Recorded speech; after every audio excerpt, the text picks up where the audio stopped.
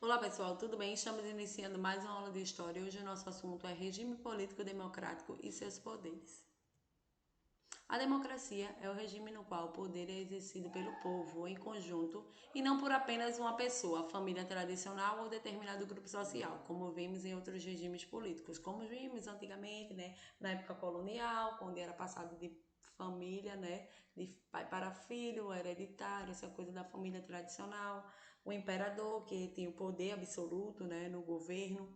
Depois passamos por um regime de ditadura, tivemos um regime de ditadura onde o povo também não tinha voz, não tinha poder, sua voz era sufocada e finalmente chegamos à democracia no qual o povo vota, o povo escolhe seus representantes, o povo tem é o principal ponto para esse governo, a melhoria da vida da população.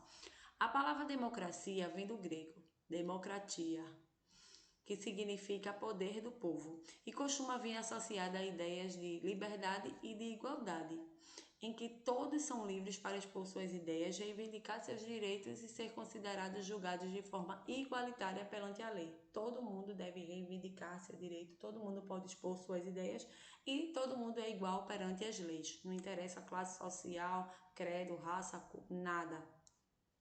A recente democracia brasileira teve início no momento em que os ditadores militares foram depostos do poder após governarem por um longo período da história do nosso país. Quando acabou a ditadura, quando os ditadores militares foram depostos, aí veio o regime democrático. Como podemos afirmar que o Brasil é uma democracia? Os nossos governantes são escolhidos através de uma eleição direta. O povo vai às urnas e escolhe seus representantes do voto secreto, garantido aos cidadãos maiores de 16 anos. Ou seja, o Brasil é uma democracia porque é a população que escolhe os seus representantes de voto, um voto secreto, é uma eleição direta, tá certo? Não tem aquela questão do voto de cabresto, que eu sou obrigada a votar porque alguém manda em mim. Não, a pessoa escolhe o seu representante, o cidadão tem essa autonomia de escolher seu representante, Aí tá na imagem para vocês as urnas eletrônicas, que é onde a gente vota.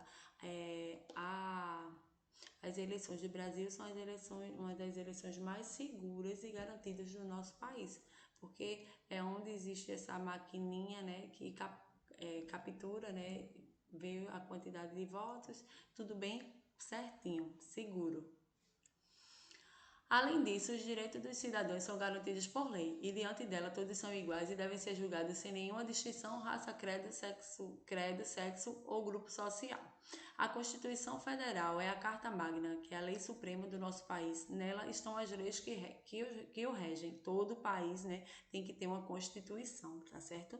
A última Constituição data de 1888, porém ela já sofreu algumas alterações. Com o passar do tempo, o Brasil, o país vem mudando, então essa lei vem sofrendo algumas alterações. O território brasileiro é muito extenso, como a gente já sabe, é de dimensão continental. E para administrá-los, temos o Estado. O Estado brasileiro é formado pela união de três poderes, são eles: o poder legislativo, que é por ele que as leis são elaboradas ou alteradas, os representantes são eleitos e tornam-se membros do legislativo. Ele é representado nos municípios pelos vereadores, nos estados pelos deputados estaduais e no país pelos deputados federais e senadores. Nessa imagem estamos mostrando para vocês a Câmara de Vereadores do Recife.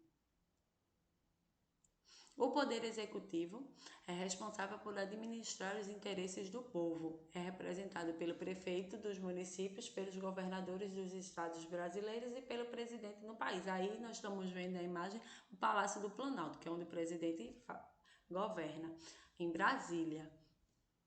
E o Poder Judiciário, que é responsável por julgar e avaliar as leis e os crimes. É representado pelos juízes e desembargadores, que não são escolhidos pelo voto, pelo povo através do voto direto, tá certo? Esses são é um outro tipo de eleição, uma eleição indireta, tá bom? Nessa imagem estamos representando para vocês o Palácio da Justiça daqui de Recife. O Brasil viveu situações, de revezamento do poder, golpe de Estado, ditadura militar, impeachment envolvendo dois presidentes. No Brasil, a Constituição em vigor limita e muito o poder presidencial. O judiciário e os legislativos podem, por exemplo, anular decisões tomadas pela presidência, definir o valor dos salários dos parlamentares e abrir processos que podem levar à destituição do presidente, o impeachment. Ou seja, o presidente não é a lei suprema, sabe? Algumas decisões dele podem ser anuladas e também ele pode ser destituído do cargo.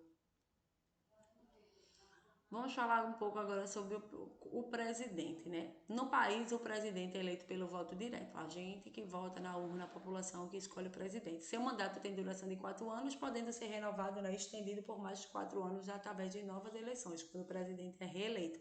A moradia oficial do presidente da República é o Palácio da Alvorada, em Brasília. Está aí para vocês mostrando a imagem do Palácio da Alvorada, que foi construído em Brasília, a gente sabe, quando Juscelino Kubitschek foi presidente do Brasil. Durante o seu mandato, o presidente recebe uma remuneração mensal e algumas regalias. Para assumir o mais importante cargo do governo brasileiro, é preciso observar alguns critérios estabelecidos na Constituição da República Federativa do Brasil de 1988. Para ser presidente, né, para assumir o cargo de presidente, o que é necessário uma pessoa ter? Está estabelecido na Constituição. Precisa ser brasileiro nato, ter nascido aqui no Brasil, ter o pleno exercício dos seus direitos políticos, poder exercer seus direitos políticos, não ter substituído o atual presidente nos 6 meses antes da data marcada da eleição, ter idade mínima de 35 anos, ter registro em algum partido político e ter domicílio eleitoral no Brasil, votar no Brasil. É isso que é necessário para a pessoa ser presidente da República, se candidatar e chegar a ser presidente. Depois de eleito, o presidente precisa garantir o bom funcionamento da nação. No ato da sua posse, o presidente faz um juramento que promete defender e fazer cumprir a Constituição da República. A Constituição que é a lei mais importante, a lei que rege o país.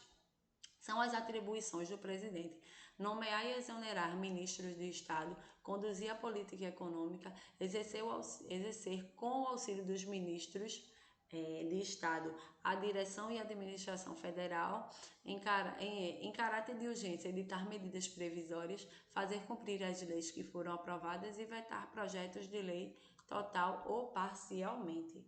Ou seja, o presidente precisa de muitas coisas para ser eleito e também depois que ele é eleito, ele tem muitas atribuições, porque é muito difícil você conduzir um país. Por isso que ele precisa do auxílio dos ministros e de todos os outros cargos de governo. Até vereador, prefeito não é menos importante, tá certo?